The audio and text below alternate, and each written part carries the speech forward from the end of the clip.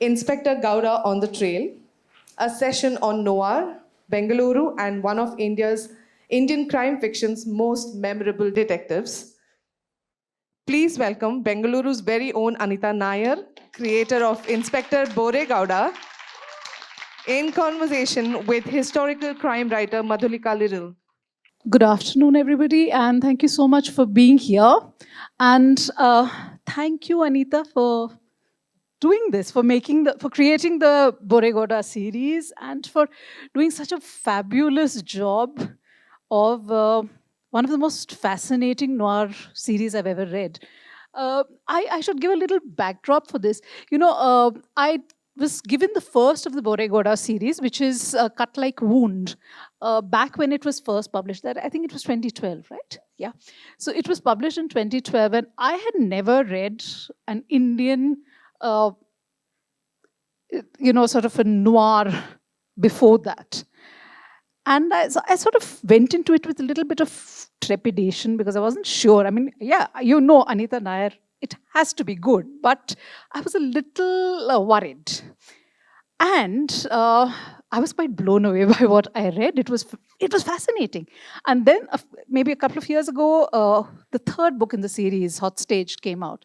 And as soon as I saw it, I said, okay, I want to review this. So I asked the publisher who had taken it out. I said, can you please send me a copy?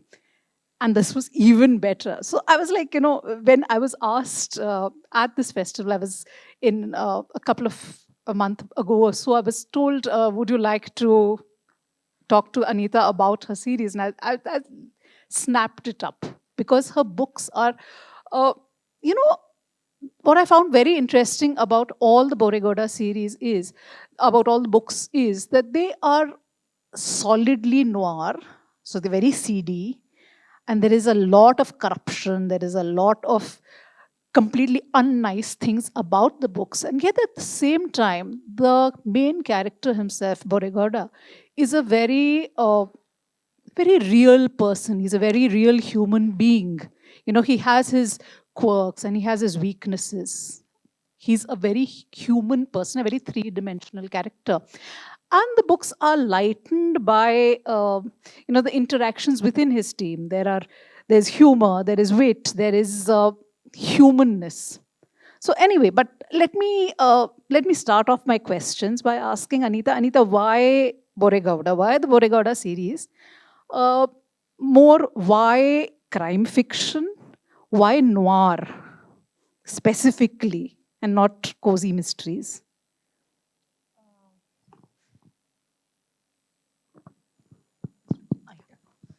Good afternoon, everybody, and thank you, Madhulika, for doing this with me.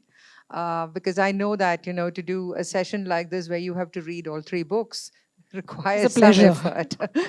Yeah, so, right. So, and the thing is, thank you for all the lovely things you said about Bore Gowda, so much so that I'm like kind of missing him, and I think I need to start writing a new book very soon. And so why Bore Gowda? So in 2009, I published this book called Lessons in Forgetting, and then it appeared in various languages in Europe and so on. So I was doing this book tour in Europe, and I was sitting, and so it was like about a 3-country tour. I had to do Spain, I had to do Italy, I had to do one other country. I think it was Netherlands. And the thing that happened was that every place they would keep asking me the same questions, but in different languages. And after a point, I mean, I was writing literary fiction, and as all of you probably already know, that my literary fiction always has a certain feminist perspective to it. So there was this question that would keep coming up all the time: what is the condition of the Indian woman? And so this was happening, back to back and stuff like that. And at the fag end of that trip, my son had joined me, and so we were sitting at a cafe and we were talking, and I was like telling him, Maitreya, I am so tired of the condition of the Indian woman. I have been talking about this non-stop. I'm so vexed with the whole thing at this point, not because, I think anything is better and so on, but the point being that, it's like how the Western gaze always picks on something that they can kind of talk about. And they're not talking about everything else that I'm, writing in my books, but they just want to talk about this image that they have of the Indian society.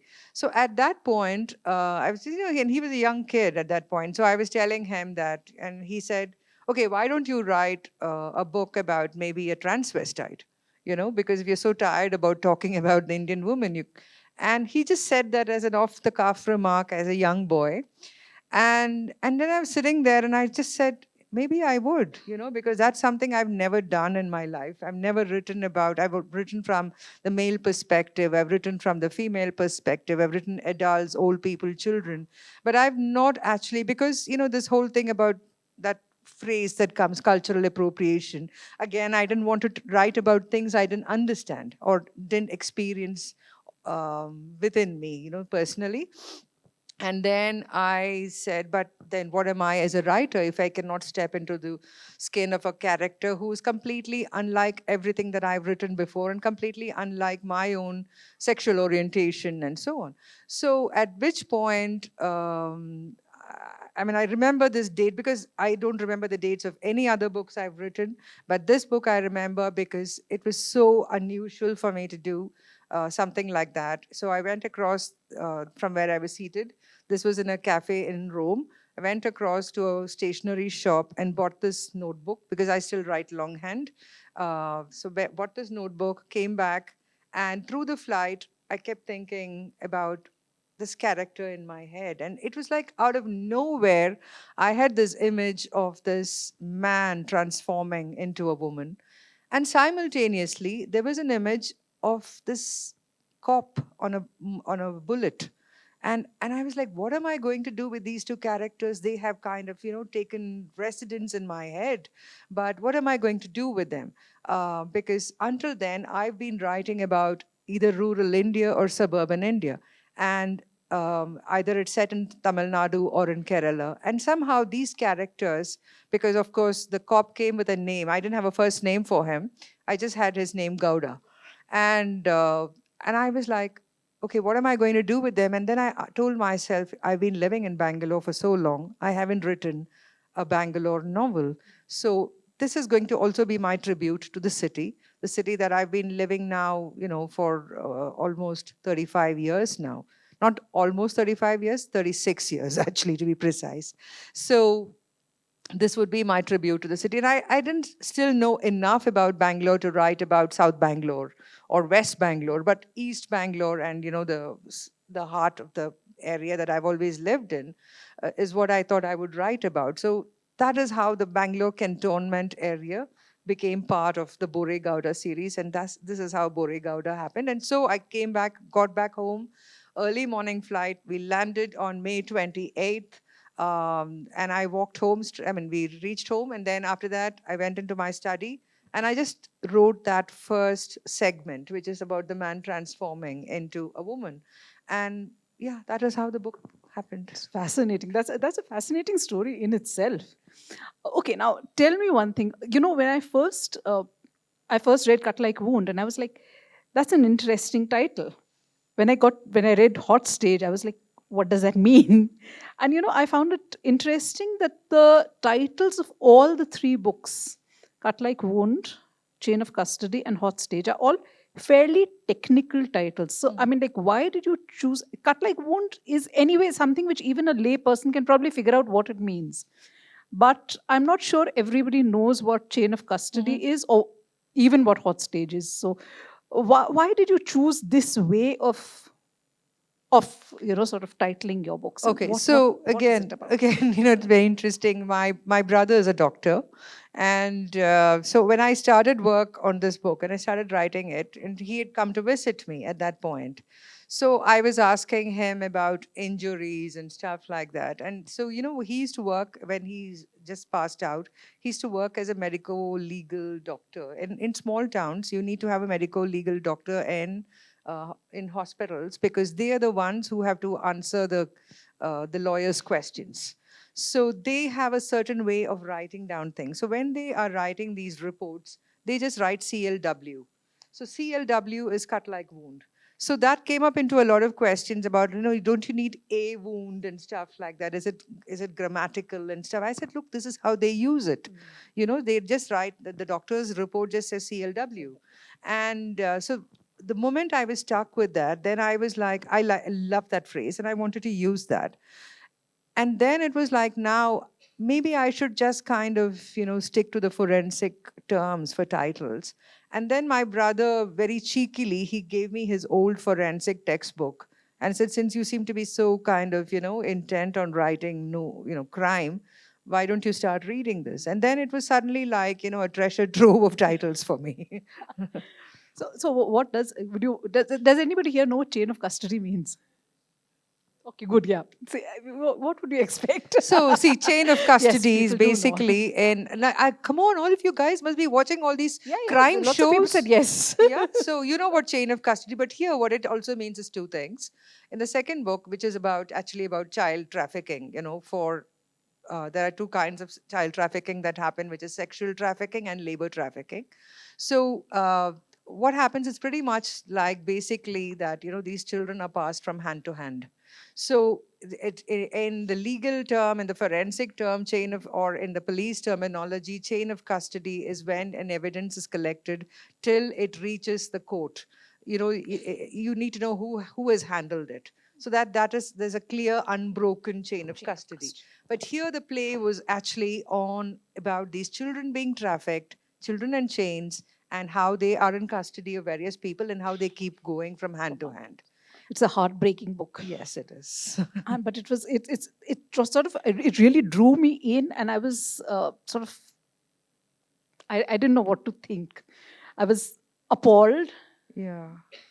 Anyway, but let's get on to something else. And considering that your books have these titles which are all derived from forensics, I found it interesting that the books actually don't go very deeply into forensics as such.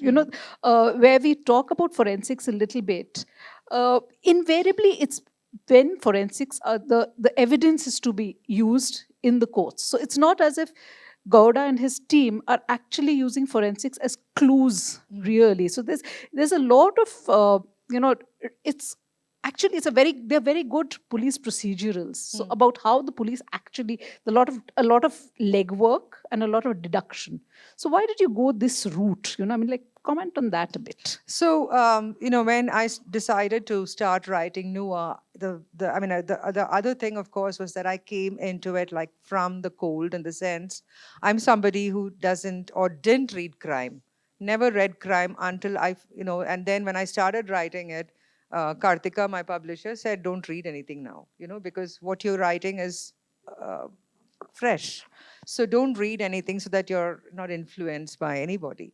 So I had no idea how to go about it. I had no kind of like parameters in my mind to follow, boxes to tick. None of that. All I did was that I said, I'm going to tell a story the way I would like to tell it. So I just went about it. And so obviously, I guess my writing itself was, I think it took a certain turn because it was dependent on the kind of research I did. So I was talking to various police people of different levels, not just the senior guys, but also like, people who do the actual legwork.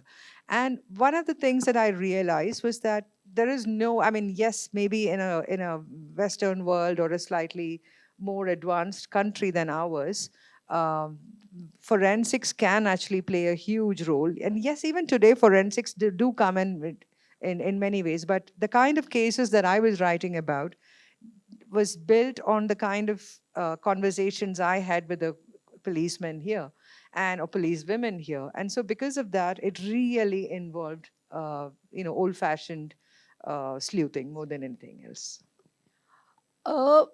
Talking about the sort of world you create, it's I found it interesting that this is not noir for the sake of noir. The sleaze is there and the seaminess is there, but what you also manage to do is you are able to shine the light on a lot of societal issues. So things like corruption, of course. I mean, I don't think I've ever read an Indian crime novel which is set in the current day world, which has anything, which has, I mean, set in current day India, which doesn't touch on corruption at some point. But also things like the trafficking, so, and child abuse. So, for instance, even in Cut Like Wound, there is that backstory which does stem from child abuse. So, that was one thing which I found very refreshing about your books as compared to, say, like a lot of like the older Raymond Chandler type of things, where I suppose it's probably also a cultural disconnect, and a disconnect with the era and the culture itself. That I I honestly don't much like those books because I cannot connect to them. But also, I feel that there is a lack of looking at other issues, whereas that is something which you do really well. And you show it as being noir, not just for the sake of shock value or whatever. There's a depth to it. So I'd like you to talk about that. And of course, what are, if you're going to have more Gowda, and I hope you do, what are the other issues that you might want to talk about through your books? Right. So for me, see, one of the things as a writer, whether I'm writing children's fiction or literary fiction or, now noir, so I cannot stay disengaged from the world that I'm writing about. So as somebody who has been living in India all her life, I've never lived abroad except for holidays and stuff like that. So there is a certain sense of understanding how the system works here. There is a certain knowing that comes from experience more than anything else.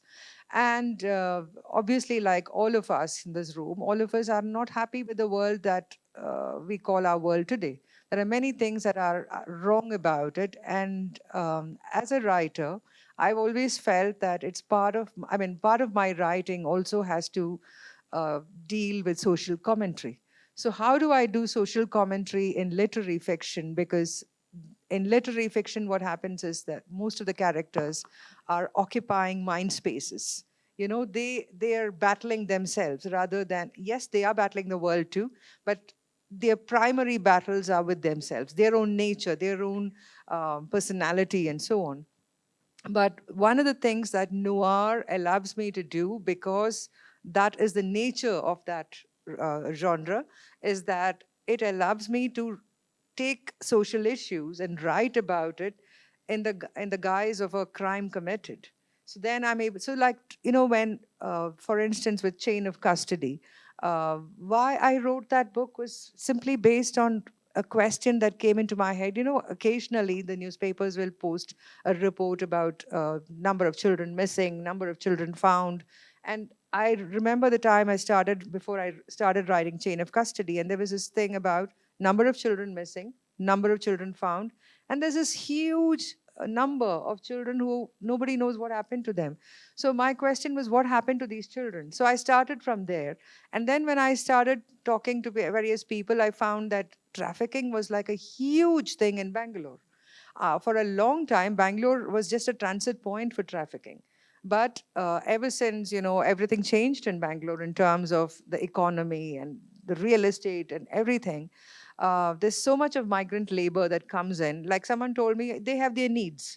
So they have their needs means that Bangalore has now become the hub also, it become a hub for trafficking.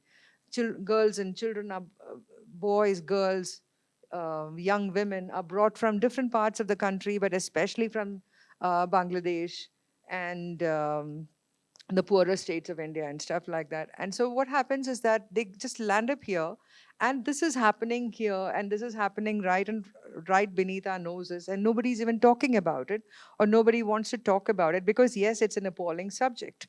It's a subject that is not easy to stomach, but it was something that I felt compelled to write about simply because no one was writing about it. And nobody was actually putting the amount of research that I had put into it, and and I still think I was just only skating the surface. Despite spending like a lot of time with trafficked children, with NGOs, with police people, all of that, I still knew that I wasn't getting the full picture, but I needed to write about what I knew at least. So that is why my need to talk about the world that we live in, and talk about it so that all of us become conscious about it. You know, we need to be conscious about what is happening in the society that we are part of, and noir is probably the best vehicle for it. I agree with that. I completely agree with that. Because a lot of people who would not otherwise say read non-fiction, or who would, may not even, there are lots of people who get a little intimidated by the thought of reading literary fiction. So for them to be able to understand something of what is happening through a more approachable medium, which is noir, is probably a good idea, I think. Anyway, but let's get on to the writing and the plotting. You've written literary fiction, you've written children's fiction, and now noir. How is it different? What are the other? Is it different in like your writing style, the challenges? What is it on Yeah, I either mean, side? definitely, because you see, the kind of language that I would use, the kind of even sentence construct that I would, get into is very different, because there's a certain immediacy that comes into noir writing.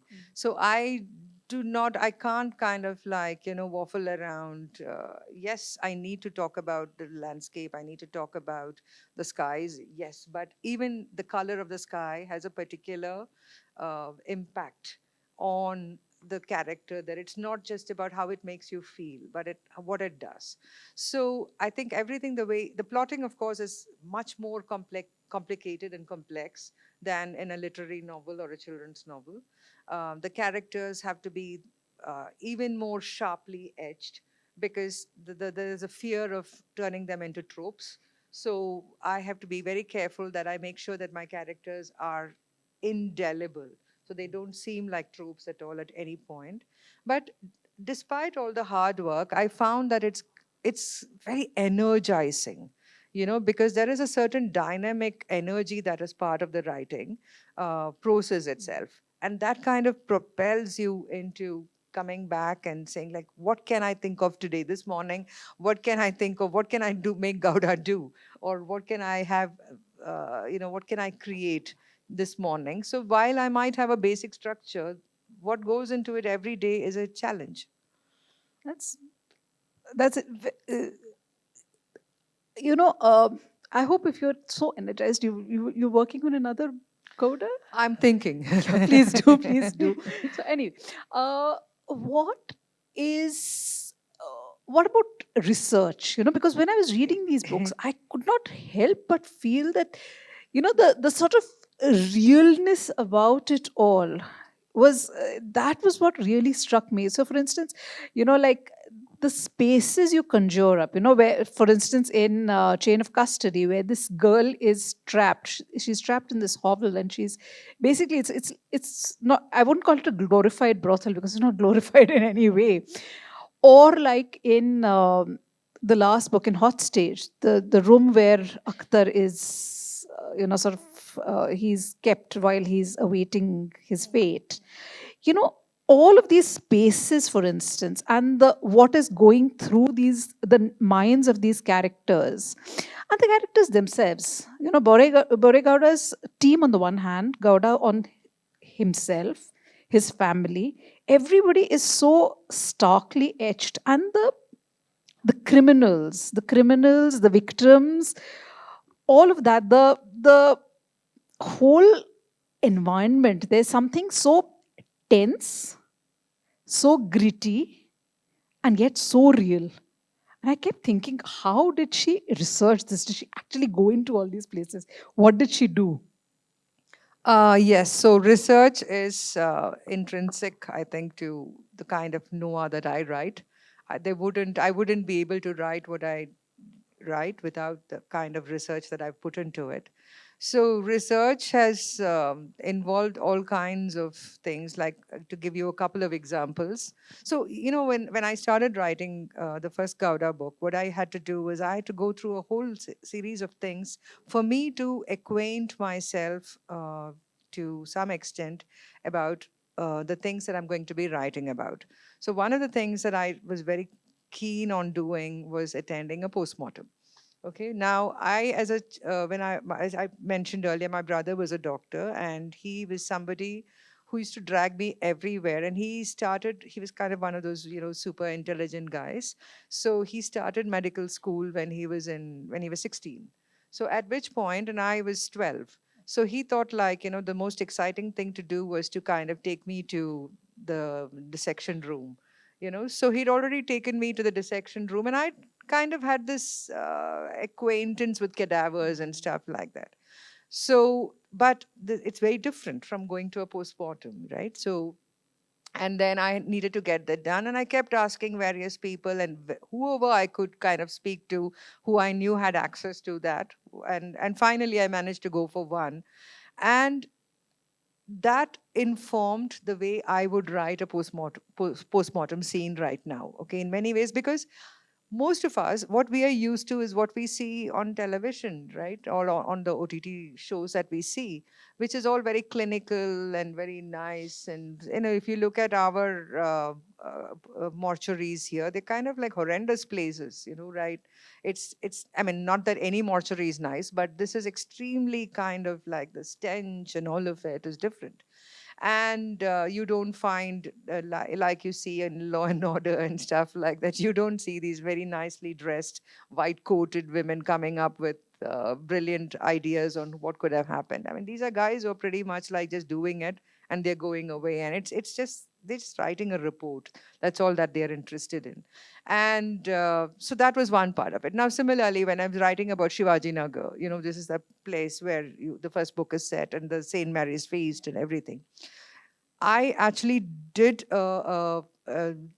this is some time ago in 2010. I actually did that when no, actually 2011, just before the book went, I went and did this visit where the Ramzan this thing was happening. So I wanted to go for the Ramzan market at that point and see what it was like at midnight. What happens then? And I remember, see, it's a slightly different Bangalore from the one that we're living in today. Now there's a lot of kind of people slumming in Shivaji Nagar because it's kind of fun to go there and hang out and have kebabs and stuff like that and so on. But at that time, the Eid markets hadn't begun and stuff like that, and people would, you didn't go there. I remember like asking a friend of mine who knew a couple of boys, and they came with me. 3 boys came with me. 3 young men came with me, and we walked through all of the Ramzan market, and we started at about 11:30 in the night, and we finished at about 3 o'clock in the morning. So there are things that until you sense it, you feel it, you smell it, you taste it, you experience it, you can't write about it. And so similarly, but there are also things that I can't write about because it's not possible for me to experience them. So then what happens is that I talk to people, I talk to them and kind of like pull at the seams, pull it open and try and get everything that I can from them. And today what has happened is that to me, that if you were to tell me, describe your house to me, I can sit down and actually write about your house because I can just conjure it up in my head and I can write about it, like as if I've been living in your house. So that is something that I was using when I was describing, for instance, in Chain of Custody, Moina's cubicle, or in Hot Stage when I'm describing the room that Akhtar is sitting in, this little tiny sleazy little lodge kind of a room that he's sitting in, or describing the fight area, all of that. So I talk to people who have stayed in those places, who have experienced those things, and I ask them to tell me about it, and then I create it in my mind. So Well, those are actually all the questions I have for you. But before I open the floor to questions from the audience, I would just like to sort of reiterate this is a fascinating series. And but just really, really, I'll be waiting for the next one. thank So, you. anyway, do we have any questions? So, okay, so this lady here, please. Can somebody please give her a mic? Here.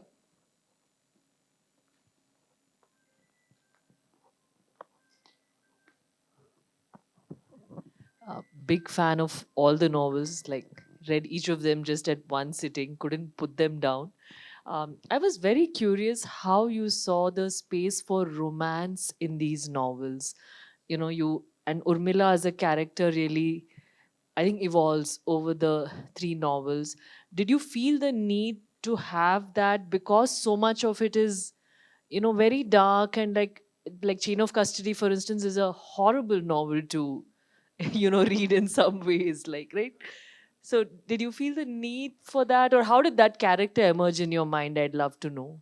I think around the time when I started working on this Gowda book, was this time when I was discovering that there's everywhere I went, people were having class reunions and school reunions and stuff like that, and there were these old romances flaring up, and I was reading news reports of people running away after meeting at a school reunion, eloping and stuff like that, and it kind of struck me, and I kept thinking that especially in the late 40s, to most people, you're kind of taking a look at your own life and looking back, and there is this yearning to go back to the young person you once were, which is why people always kind of end up at these school reunions and college reunions, and then something flares up, or an old spark is ignited and stuff like that. And among my own, let's say, friends and school friends and college friends, I'd seen this happen. So here there was Gowda, at this particular age, and I kept thinking, yeah, probably, this is what would happen. Like, Gowda is in a place stuck in his head, and all the people that I was talking to about the school reunions and college reunions were all talking about how suddenly their life had become beautiful because they'd met with their 10th standard boyfriend, or 12th standard girlfriend, and that kind of thing, and they're texting, and there's so much going on. This is youthful kind of energy that comes in, and here is Gowda, in whose life nothing is going right. Okay, and then finally he meets up with his old college girlfriend, and it's like it's waiting to happen. It's just kind of like he was just ready for a little fling on the side, and she, of course, is a lonely woman, and so it just kind of happened. And so the romance was not kind of put in there to lighten the mood or anything. It was just to kind of add to Gowda's character. Anybody else?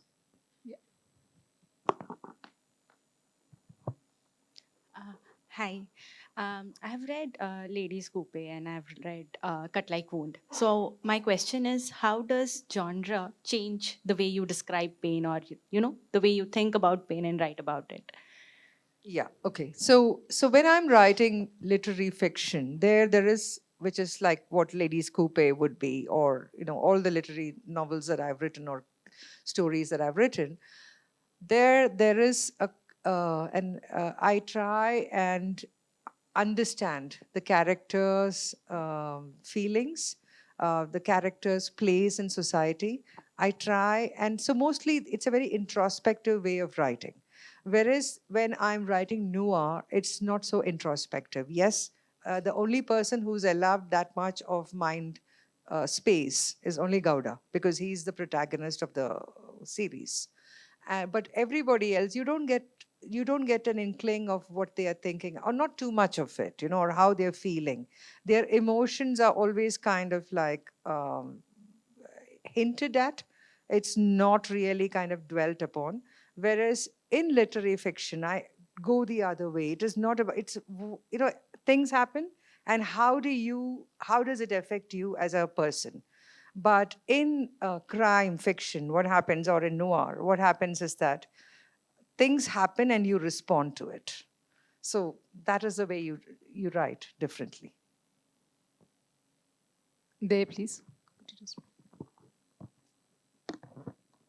Thank you. Quick question about craft. Do you find, I mean, whether with Gowda or any of your other protagonists, that they tend to go places that you hadn't necessarily conceived, or are you leading or they are leading you?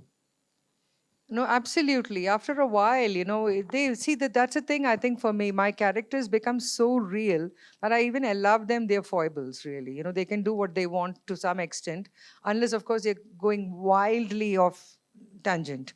But what happens is that, it is pretty much like when you create a character, and a character is so fleshed out that after a while, you find that the unconscious mind has a relationship with the character. And the writer is just somebody who's just, kind of doing Just keying in the yeah, words. just the part of the process, the physical labor, really, more than anything else. But I find that my characters do do things that I hadn't planned on them doing. Anybody else? Could you please give Udit?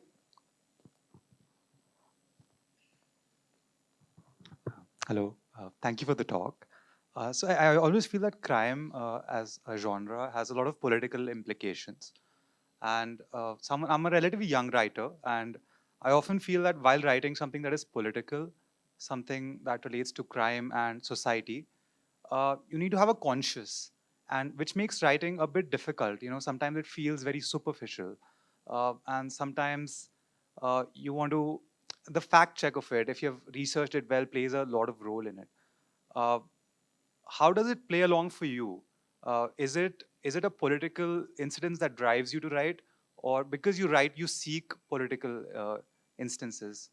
And if someone is doing so, how should one start writing about crime and politics, and or just general social commentary, if that's the right way to say it? So the first thing, of course, is that you cannot separate crime and politics. Okay, because I mean, I'm not being facetious here, but what I mean is that it's truly that um you find that crime, in many ways, has these arterial roots that are kind of located in the political world. Now, for instance, when I was writing about child trafficking, one of the things that the NGOs kept telling me again and again is no matter what they do and how many, whatever kind of cases are filed and stuff like that, the political clout these people have, and it goes really right to the top, is that they will walk out of it. I mean, finally some minion would go into jail or whatever, but the real guys, the kingpins, just walk away scot free. So their power comes not from money, it comes from the political connections that they have. So then you start questioning what is the politics of this place, or what are the political implications that kind of has an effect on crime and vice versa. So I would think that it's, while there is social commentary, and if you've read the Gowda books, you would see not as much as in the first one, but in the second and in the third one, you would see how the mechanics of politics itself seems to affect the way things happen. So it is impossible to, I think, separate. I mean, unless of course you're doing like a cozy mystery, which is like where you like the typical Agatha Christie kind of crime that just to give you a name, where it's all the politics within a family or politics within a small group of people. But here, when you're writing noir and you're stepping out into the world and you're talking about, and it's a police procedural. So the thing is that there's constant kind of interaction between the executive arm of our governance and the guys who are technically the ones who are sitting there and are in power. So Anybody else? There's somebody at the back there. You just. Thanks.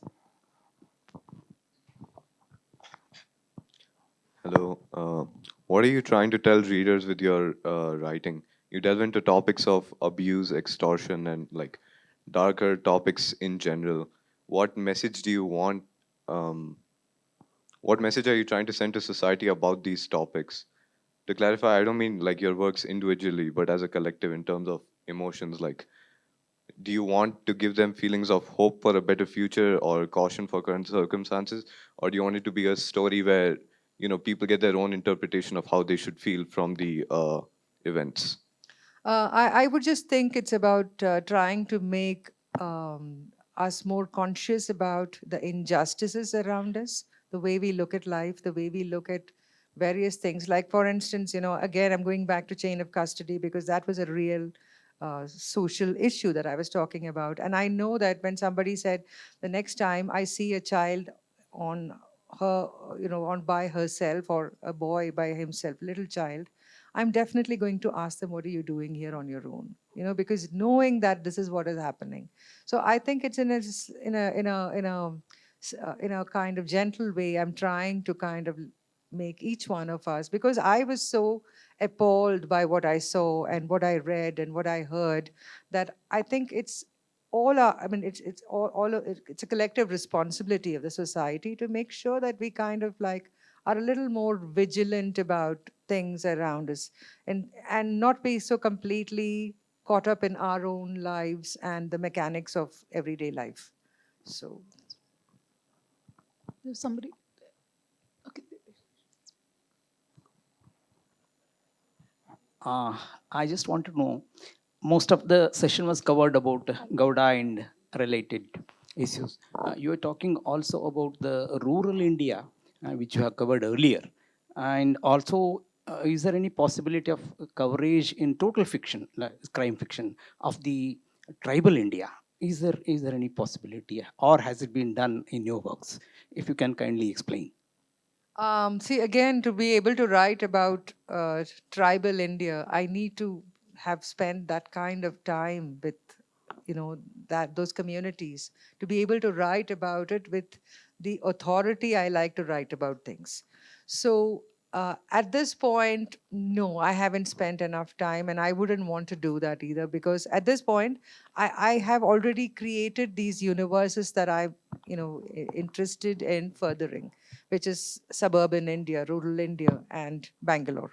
When I say suburban, rural India, it's southern India, okay, and Bangalore. So for me to try and get into another space at this point, I don't know whether I have the emotional bandwidth for it. Yes, please.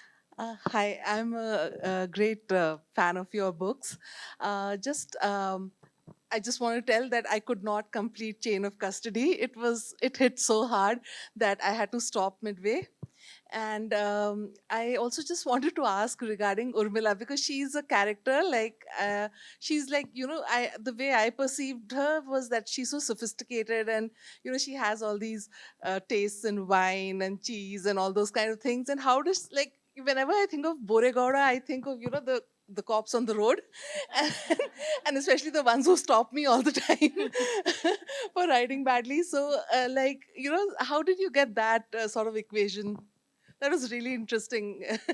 So like I said, they were in college together, right? So when you're about 19 and 20 and 21, those differences don't exist really at that point. And we're talking about Bangalore in the 80s and stuff like that, right? So which was where all kinds of people hung out in colleges together, and they both went to St. Joseph's. And, so I know that, like, from colleges, that there are people who you may not, later in your life, you may have nothing to do with them. But in college, and these two had a romance going on, because he was basketball captain, and she was this, pretty young thing from Lavelle Road and stuff like that. So at that point, of course, it worked for them. So in many ways, again, going back to this college reunion thing I was talking about, when people, kind of reignite a dead romance from their, college days, it's basically that at that point, they're still trying to see each other as that 20-year-olds that they were. So those differences don't exist until like when, Gowda goes to Urmila's dinner party and is asked to drink single malt.